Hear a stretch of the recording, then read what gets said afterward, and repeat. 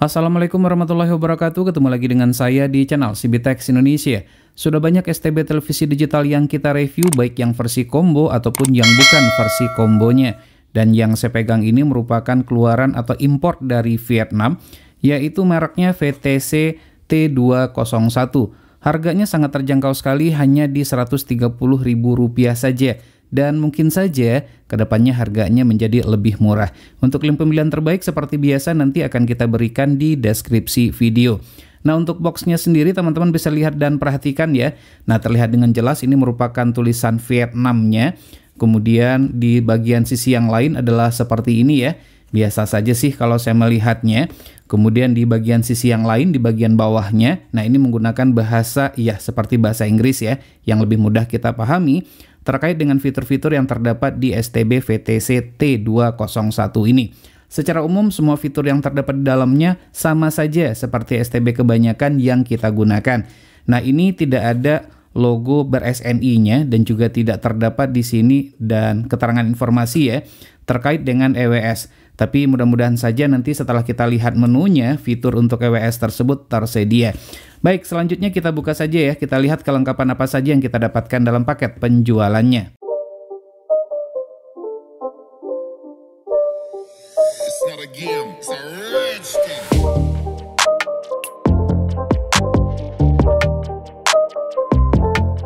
Nah, seperti yang terlihat inilah yang kita dapatkan dalam paket penjualannya. Standar di mana ini juga sudah disertakan dengan kertas petunjuk seperti ini. Dapat dijadikan sebagai referensi jikalau mendapatkan kendala pada saat kita mengoperasikannya.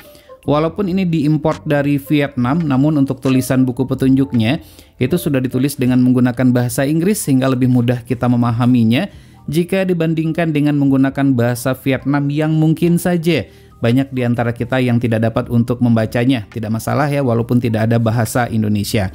Kemudian untuk remote control, secara desain kemudian kelengkapan tombol juga sama seperti kebanyakan STB yang pernah kita review. Tidak perlu khawatir, untuk quality build-up-nya juga cukup bagus ya. Materialnya terbuat dari plastik. Kemudian untuk tombol-tombolnya, jika kita tekan atau kita pencet, ini tidak terlalu lunak atau lembut ya, sehingga kita merasakan ada feedback pada saat kita menekannya. Dan untuk remote control ini, saya pribadi menyukainya. Walaupun untuk remote control ini belum memiliki fungsi infrared loading function, di mana dapat kita gunakan untuk mengcopy remote pada televisi, sehingga televisi dan STB dapat kita gunakan dengan menggunakan satu remote control saja. Nah, untuk fitur tersebut, untuk remote control ini belum memiliki fitur yang kita sebutkan tadi. Dan untuk baterai juga sudah disertakan, tapi lagi-lagi ya kita sarankan tidak menggunakan baterai yang ini karena baterainya ya ini gampang rusak ya, sehingga bisa mengakibatkan kebocoran, lalu remote controlnya menjadi rusak. Diganti saja dengan kualitas yang lebih baik. Kabel RCA sudah disertakan, namun untuk kabel HDMI ya lagi-lagi tuh kita harus beli secara terpisah ya. Tentunya bagi teman-teman yang menggunakan televisi tabung dapat menggunakan ini, namun bagi teman-teman yang menggunakan televisi LED atau televisi jenis yang lain yang sudah memiliki port HDMI, maka sebaiknya menggunakan kabel HDMI dan dibeli saja secara terpisah. Harganya itu bervariasi ya. Yang murah mungkin di 15 ribuan itu sudah dapat. Nah, ini adalah STB-nya. Untuk STB ini terbuat dari full metal dan ini merupakan pada bagian front panel. Saya kletek dulu. Nah, seperti itu. Nah, ini merupakan pada bagian front panelnya, kelihatan ya. Nah, ini desainnya tuh simpel saja dan saya suka dengan desain simpel seperti ini.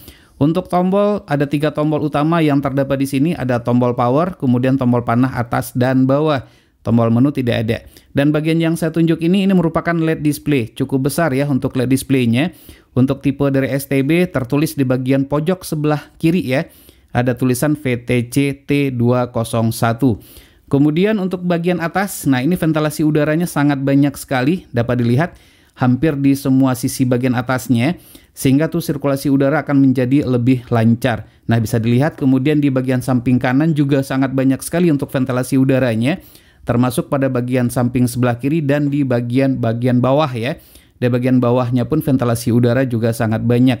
Nah, dikarenakan ventilasi udara ini banyak, sepertinya ini adem ya. Tapi walaupun demikian, nanti tetap akan kita uji panas dari STB ini. Dan ini merupakan pada sisi bagian belakang. Nah, untuk bagian belakang ini, nah ini jarang kita temukan ini ya. Pada STB televisi digital, di mana sudah dilengkapi dengan tombol on off atau kita sebut juga dengan main switch. Jadi kalau seandainya capek untuk mencabut kabel power ke sumber listrik, maka cukup dimatikan di bagian power utamanya ini saja. Kemudian port RCA kita mendapatkan sebanyak 2 pasang, jadi bisa dipakai untuk televisi tabung. Kemudian port HDMI, dan ini adalah port koaksial ya untuk suara digital. Kemudian port USB juga kita sudah dapatkan 1 saja pada sisi bagian belakang, sementara di bagian depannya tidak ada port USB. Jadi untuk port USB ini kelengkapannya hanya 1 saja. Dan tentunya kita berharap untuk port USB ini nanti dia sudah mendukung untuk USB hub. Jadi port USB-nya dapat kita tambahkan. Nanti kita akan coba tes. Lalu di sini ada RF in, kemudian RF loop. Nah, ini adalah untuk antena. RF in dapat kita hubungkan ke antena indoor ataupun outdoor, sementara loop ini apabila kita ingin memparalelkannya dengan STB yang lain. Jadi ini cukup bagus ya. Nah, terkait dengan fitur, kualitas gambar dan seterusnya dari STB ini akan kita gali lebih dalam lagi. Semoga saja STB dengan harga yang terjangkau ini bisa memuaskan kita sebagai pengguna. STB ini dapat digunakan untuk televisi tabung dengan resolusi maksimal 720p dan televisi LED atau yang sejenis dengan maksimal resolusi 1080p Full HD. Berikut spesifikasi VTC T201.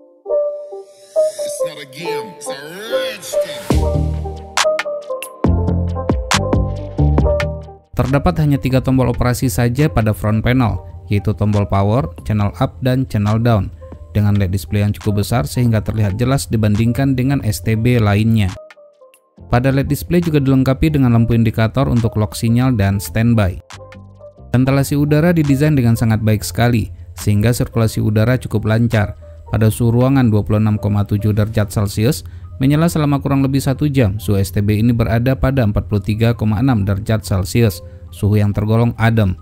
Dengan demikian tidak perlu khawatir STB akan overheat, yang mungkin saja menyebabkan terjadinya kebakaran. Namun agar lebih aman tetap disarankan untuk menggunakan cooling pad atau kipas pendingin, seperti yang terdapat pada link di pojok kanan atas video ini. STB ini tidak dilengkapi dengan fitur EWS, yaitu semacam fitur peringatan dini di saat terjadi bencana alam seperti gempa, banjir, dan lainnya. Hal ini ditandai dengan tidak adanya menu untuk location code atau kode pos. Tidak ada delay pada respon remote control sama sekali. Tombol enak dan mudah untuk dijangkau. Sayangnya tidak memiliki fitur infrared learning function, sehingga tidak dapat digunakan untuk mengcopy tombol pada remote televisi. Untuk akses yang lebih cepat, terdapat beberapa tombol shortcut pada remote control. Di antaranya seperti V-format untuk pengaturan resolusi, tombol aspek untuk aspek rasio, dan tombol timer untuk melihat program yang sudah di-booking sebelumnya. Proses booting cukup cepat untuk kategori STB yang menggunakan chipset M-Star, dengan tampilan simpel namun tetap eye-catching. Sekarang itu bolong besarnya di mana, Pak Toto? Tampilan user interface merupakan ciri khas dari STB dengan menggunakan chipset M-Star pada umumnya. Informasi yang ditampilkan cukup lengkap, namun tidak terdapat informasi board. Pembacaan kekuatan dan kualitas sinyal dilihat dari persentasenya sangat tinggi. Untuk semua MUX semuanya rata, mendekati, dan sama dengan 100%. Tidak sesuai dengan kondisi yang sebenarnya. Namun begitu tunernya cukup sensitif. Semua MUX di lokasi saya dapat di-lock dengan baik, termasuk MUX dengan sinyal yang rendah yaitu Viva Group, dengan hanya menggunakan antena biasa saja yaitu push on tanpa booster. Sebagai informasi, antena dicabangkan dengan menggunakan CATV untuk 4 televisi. Berikut ini perbandingan pembacaan sinyal dengan STB Decolor generasi kedua dan Evercost Max Megabox terbaru. Berbeda dengan STB chipset Sunplus di mana audio terjadi over volume sehingga suara menjadi pecah. Pada STB ini aman, audio jernih di saat memutar video. Selain itu, kualitas gambarnya pun tergolong tajam.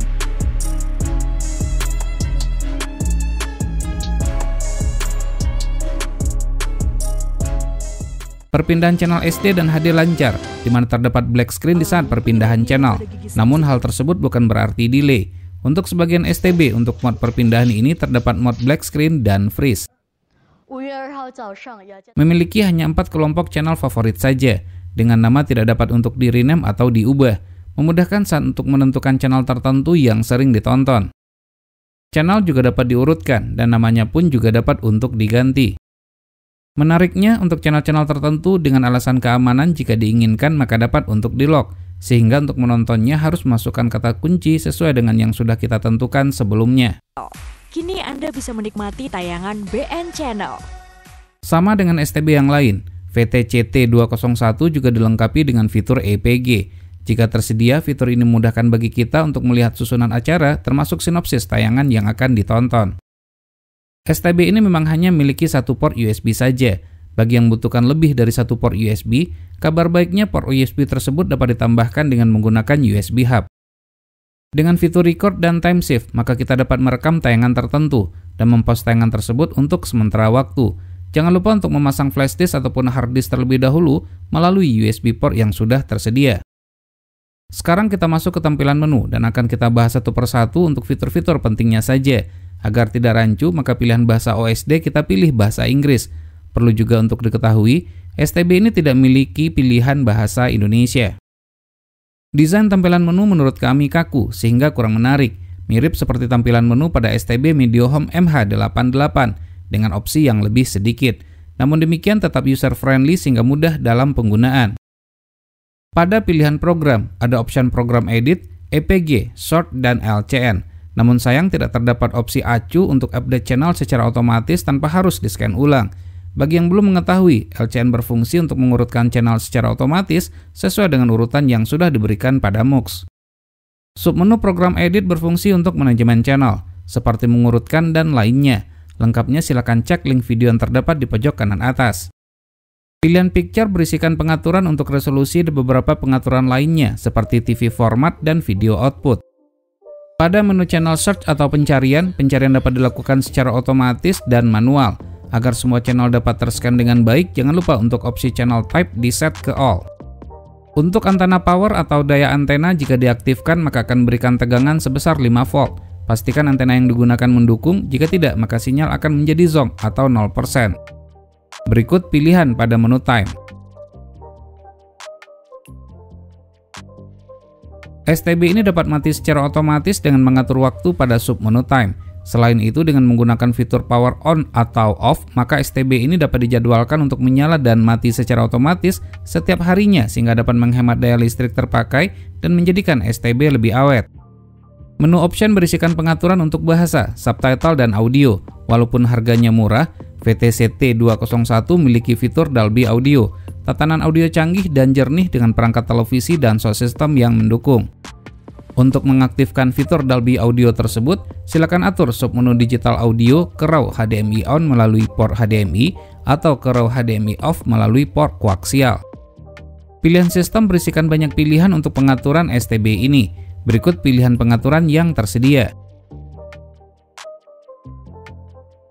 Submenu Parental Guidance. Jika saluran yang ditonton mendukung, maka pengguna dapat membatasi acara yang ditonton sesuai dengan usia.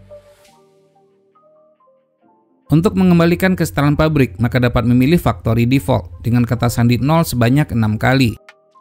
Dengan memilih submenu Information, maka kita dapat melihat jenis chipset yang digunakan. Berikut informasi lain terkait software dan hardware pada STB ini.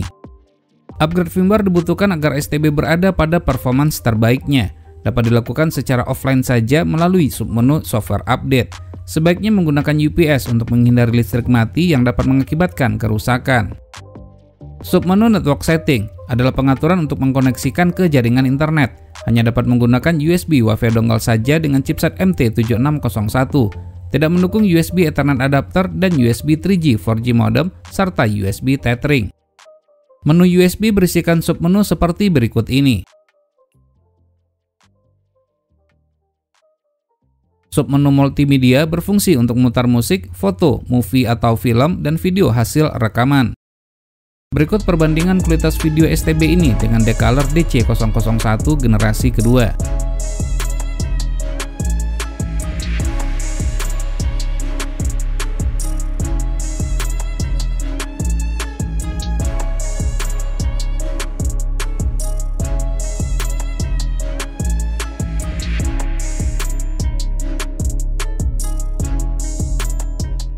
Sementara submenu yang lainnya berfungsi sebagai pengaturan untuk foto, movie, dan PVR. Nah, untuk submenu Network Apps berisikan aplikasi streaming yang didukung, yaitu YouTube dan IPTV. Nah, ini merupakan STB-nya. Kita akan kletek dulu yang ini. Nah, seperti itu ya. Nah, ini adalah STB dari Decaler tersebut. Secara dimensi kurang lebih hampir sama seperti VTC T201 merupakan salah satu STB low watt. Untuk daya listrik maksimal yang dibutuhkan setelah kita ukur dalam keadaan menyala hanya 3,3 watt saja dan 0 watt dalam kondisi standby. Jadi tetap aman walaupun colokan tidak dicabut saat STB sudah dimatikan. Sekarang kita masuk kepada kesimpulan. VTC T201 memiliki tuner yang sensitif. Selain sebagai STB TV digital, STB ini juga dapat digunakan sebagai media player dan perangkat streaming seperti YouTube dan IPTV player. Tidak mendukung FC H265, namun mendukung Dolby Audio. Suhu adem, murah harga terjangkau, dan memiliki tombol on-off. Dengan segala kelebihan dan kekurangan yang dimilikinya, STB ini cocok untuk dijadikan sebagai salah satu referensi pilihan. Cocok bagi yang mencari STB yang mudah dalam penggunaan dan dapat terkoneksi ke jaringan internet. Baik, demikianlah video review ini. Semoga bermanfaat. Jika suka silahkan tekan tombol like. Jika tidak silahkan berikan komentar yang bangun. Jangan lupa untuk terus mensupport channel ini. Cukup dengan cara subscribe, share ke media sosial masing-masing, dan tekan lonceng agar selalu mendapatkan notifikasi video terbaru. Terima kasih, sampai ketemu lagi di video berikutnya.